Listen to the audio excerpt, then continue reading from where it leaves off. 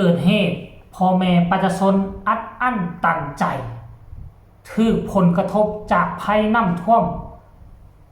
บ้านเฮือนอยู่ก้องเขื่อนแห่งหนึ่งท่านผู้ชม FC แฟนคลับอยู่ทั้งแขวงหัวพันหลังจากพายุบัวลอยพัดผ่านเข้ามาทั้งเขื่อนเนาะก็ได้เฮ็ดให้น้ำท่วมไร่นาตาก้าเฮือนซ่านบ้านซองเกิดความเสียหายอย่างใหญ่หลวงเพิ่งพาภัยบ่ได้ทั้งในบอกในบ้านรวมกับแนวโฮม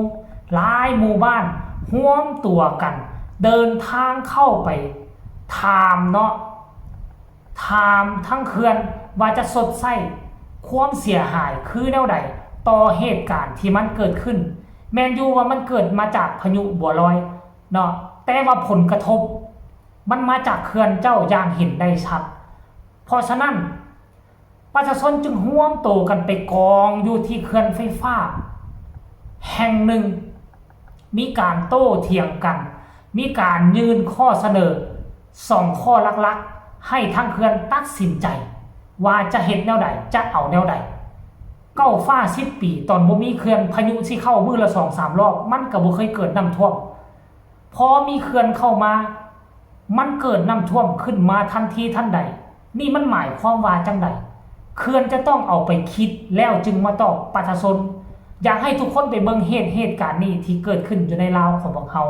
เนาะประชาชนถามหาความเป็นธรรมจากเขื่อนไฟฟ้าแห่งหนึ่งไปชมแล้วจึงมาพ้อกันในช่วงต่อไปเขาเปิดประตูแบบนี้เขาเปิดประตูแบบนี้เลยเขาเปิดขึ้นชุดละหลังจากที่เขาขึ้นเฉพาะผมมาเพื่อกูมักเวียดนามกูมักกูเที่ยวลาวกูมักส่วนใหญ่ไอ้ตัวนี้กูมักผมบ้าเลยน้องโซนเสียก็คือเดียวสิ่งที่นั่นนี่เธอเป็นสภาพเป็นนี้แต่สิ่งที่เราจะว่าลองฟูฟ้าเป็นคันเทิงเขาลงมือเดี๋ยวฟูฟ้าเป็นบริษัทมาที่นี่เขาได้บัตรถือป้ากำหนดกับที่มือเพื่อรวมละเอียดเบอร์เพิ่มอะไรนี่มันแก้ไขเพราะว่าตั้งเลยกูมีพวกถูกนี่มีการแก้ไขรอบเมียนเต็มมันน่าเลยจะเก็บใต้มือเด้อมีโซนแก้ไขได้ลงมาเขาจะลงทุกคน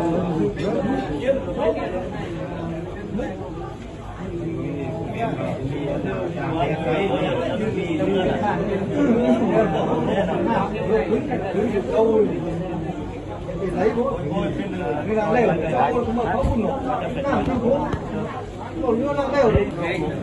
เพราะว่าเขาส่งไฟของขาหลายไรยกตัวอย่างว่ามือตื้อเทบัตรทึกเพิ่มสะสม15,000 ล้านคันเจ้าเฮิงสำลักถึงเลยมันเจ้าจ่าย15,000 ล้าน500 ล้านทางบริษัททำเลยใกล้กับรถยกตัวอย่างว่า5 มือแม่นโลมานับแต่มีฮอด5 มือเจ้าจ่าย15,000 ล้านพ่อเขาส่งมาชดเชยเราเจ้าทำไรมันเฮ็ดเลยทำไรมันเฮ็ดเพราะว่าเจ้าอยากส่งไฟเจ้าไปทางไรเงินเพราะมันเงินมันไรนำสาสูงที่โคตรพบสาสูงเจ้าจะไรเงินเงินสูงได้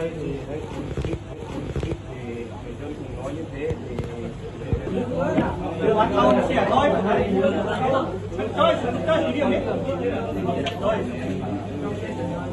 เราจะหูแล้วโซนของเราเห็นปลาเนื้อปลาโซนสมัดเต้าเอ๊ะก็คือไอ้เรื่องทีเดียวช่วยเรือเนาะช่วยเรื่องทีเดียวสิเป็นเนาะเขาบอกว่าการเราพูดเลยคือคนแบบน้อยอย่างไรโคตรจ้อยน้ำคนเรือเราจะเอา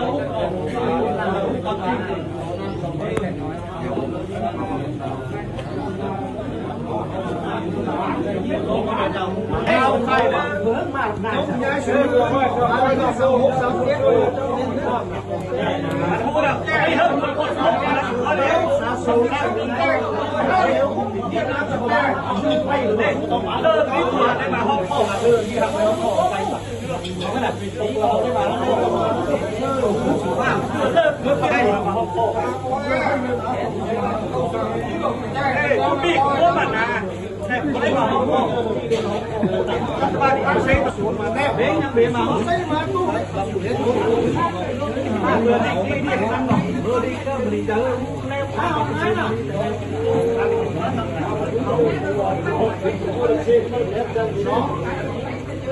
nói mìm vào mà nam mà ai dùng cái bản phép không sụt say má tù nữa không nên cứ say không các bạn đại diện đã xuống hết số ở hết các bạn không hết nếu không hết tất cả mọi hết coi năm rồi coi năm lúc liệu sắp rồi sao đi vào hết bóng bản nước không vậy coi năm này cứ là những má để làm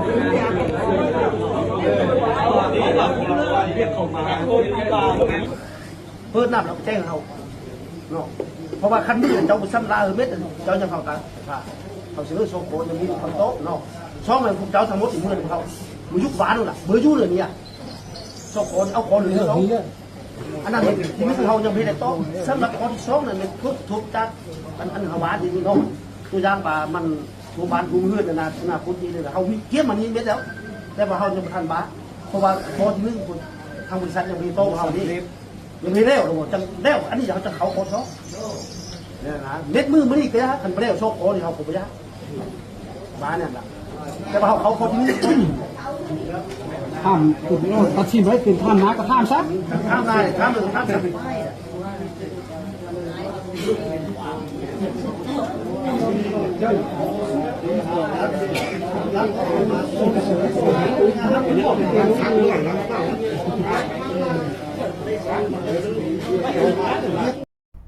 ท่านผู้ชม FC แฟนคลับผลประโยชน์ของประชาชนมันต้องมาก่อนถึงว่าจะเป็นเครื่องไฟฟ้าตามที่ฮู้มานี่เป็นเครื่องไฟฟ้าจากจีนและเป็นเวียดนามเป็นผู้เฮ็ดก็บ่เข้าใจเส้นเดียวกันเป็นเครื่องไฟฟ้าขนาดน้อยเนาะเป็นเครื่องไฟฟ้าขนาดน้อยอยู่ทางแขวงหัวพันขั้นท่ากรณีว่าจะเขียนใบเสนอ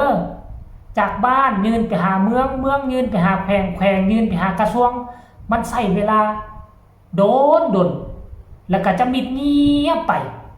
สรุปแล้วก็บ่มีหยังเกิดขึ้นน่าจะเป็นเพราะหลายครั้งต่อหลายคราวเนาะเพิ่งพาอาศัยไผบ่ได้ก็เลยตัดสินใจร่วมตัวกันไปเฮ็ดเองซะแล้วซะเป็นหยังเฮาขึ้นไปต่อสู้เองผลสุดท้ายมันจะเป็นไปเป็นมากขึ้นเท่าใดเฮาต้องได้ติดตามตอนต่อไปท่านผู้ชม FC แฟนคลับสำหรับคลิปนี้ก็ฝากฝังเอาไว้ซ้ำนี้กันแล้วกันก็คาดหวังว่าจะได้รับการช่วยเหลือจะได้รับการชดเชยอย่างเป็นธรรมก็แล้วกันท่านผู้ชม FC แฟนคลับเพราะว่าหลายคนได้ให้หน้าตากาหมดเหลือแต่มังหินแฮไปถมใส่ให้หน้าตากาเงินซานบ้านซองผลละปากลากไม้คนอยู่บ้านนอกของเมืองเฮาคันบ่มีนาก็ซ้ำว่าอดตุยหันแล้วคันบ่มีนาแล้วนะมันบ่คือคนในเมืองได้นาบ่มีบ่จำเป็นเงินเดือนก็มีแหละเขานำซ้ำป่าก็ซื้อเอาแต่เขาบ่มีเงินที่ซื้อเอาเด้อาศัยนาอันบ่อนเดียวหันก็ถึกน้ำท่วมหมดซะแล้วเรื่องราวมันจะเป็นแนวใดเฮาติดตามตอนต่อไปสำหรับคลิปนี้ก็ฝากฝังเอาไว้สำนี้ก็แล้วกันเนาะสบายดี